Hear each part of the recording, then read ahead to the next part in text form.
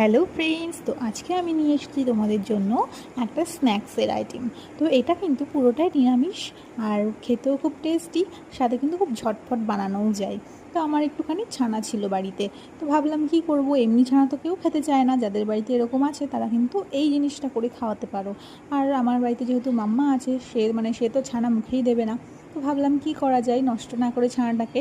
তো ছানাটার মধ্যে না আমি একটুখানি ময়দা আর লবণ, জিরে গুঁড়ো আর ধনে গুঁড়ো মিশিয়ে ওটাকে ভালো করে একটু মিক্স করে নিয়েছিলাম। তারপরে একটু গোল গোল করে বড়ার আকৃতি দিয়ে দিলাম।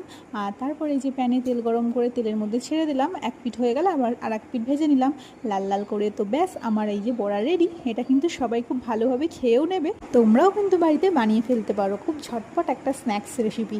আর এটাকে যদি কেউ মনে করে যে তরকারি হিসেবে খাবে, তাহলে কিন্তু ঝোল করে বড়াগুলো দিয়ে দিলেই ব্যাস, এটাও তরকারি হয়ে যায়, একরকম নিরামিষ আইটেম।